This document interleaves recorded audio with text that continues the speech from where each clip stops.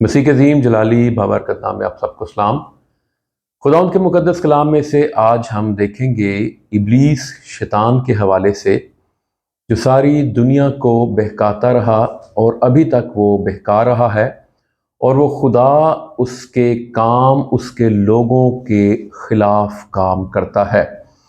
اور ابلیس جو ایک باغی ہے، غدار ہے، اور اس نے آسمانوں پر جو خدا کی حمد کرتے تھے، پرستش کرتے تھے فرشتے، اس نے بغاوت میں شامل کر لیا اور وہ خود بھی گرا دیا گیا، اور اس کے ساتھ جو اس کے فرشتے تھے وہ بھی تیسرے آسمان سے خدا کے حضور سے گرا دیے گئے۔ جب وہ تیسرے آسمان سے گرا دیے گئے تو پھر انہوں نے دوسرے آسمان پر قبضہ کر لیا۔ ہم یہ دیکھیں گے کہ ابلیس کا انجام کیا ہے، ابلیس کا اینڈ کیا ہے۔ ہر برائی جو شروع ہوتی ہے اس کا ایک انجام ہے، اس کا خاتمہ ہے۔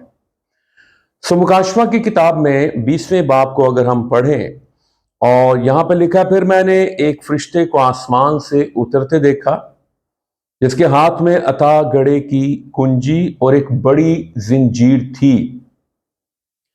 اس نے اس اژدہا یعنی پرانے سام کو، جو ابلیس اور شیطان ہے، پکڑ کر 1000 برس کے لیے باندھا۔ یہاں پر اب ابلیس کی آپ ویلیو دیکھیے کہ ایک فرشتہ آسمان سے آتا ہے۔ خدا لاکھوں یا کروڑوں فرشتوں کو نہیں بھیجتا، ایک فرشتہ آتا ہے اور وہ ایک بڑی زنجیر لے کے آتا ہے، جیسے کسی جانور کو باندھا جاتا ہے۔ آپ اس کی ویلیو دیکھ لیں، اور پھر باندھ کر 1000 سال کے لیے اسے باندھا جاتا ہے، اور پھر لکھا ہے اور اسے تھا گڑھے میں ڈال کر بند کر دیا اور اس پر مہر کر دی، تاکہ وہ 1000 برس کے پورے ہونے تک قوموں کو پھر گمراہ نہ کرے۔ وہ گمراہ کرتا ہے، وہ برگشتہ کرتا ہے، وہ آپ کو خدا کی راہوں سے، راستوں سے ہٹاتا ہے، وہ آپ کے فوکس کو بلر کر دیتا ہے، دھندلا کر دیتا ہے۔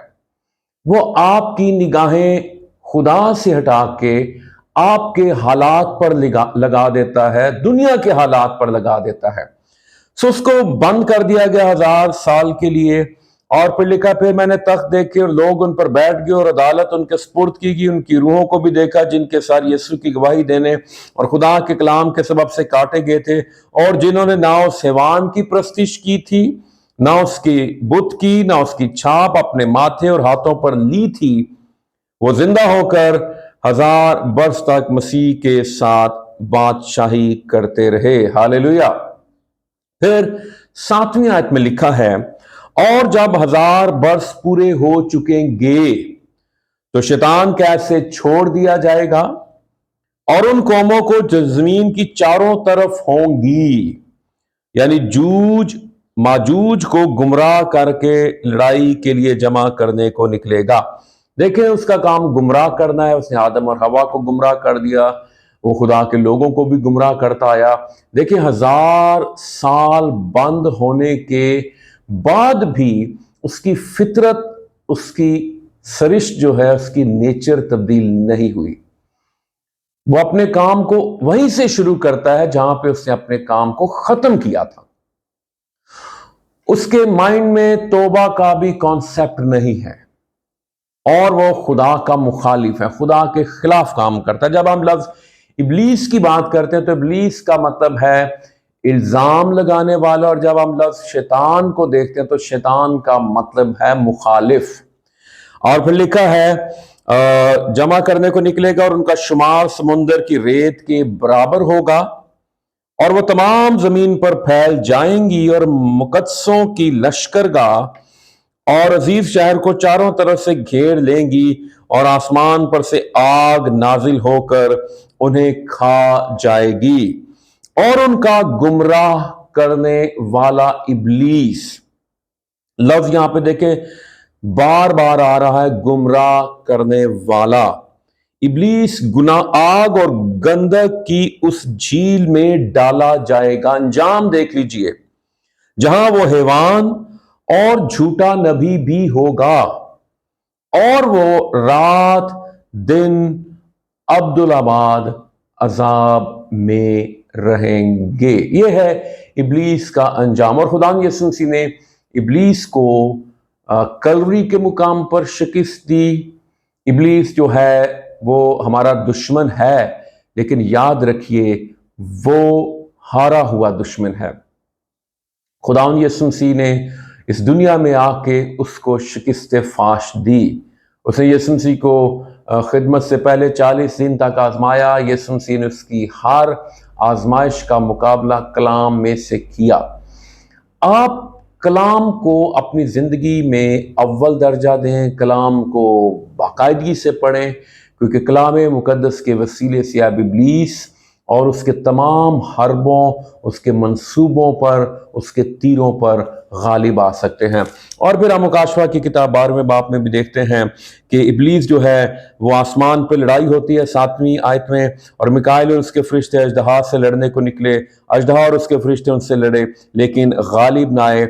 इसके बाद आसमान पर उनके लिए जगह ना रही, और बड़ा अजदहा यानी वही पुराना सांप जो इब्लीस और शैतान कहलाता है, सारे जहान को गुमराह कर देता है, जमीन पर गिरा दिया गया, और उसके फरिश्ते भी उसके साथ गिरा दिए गए।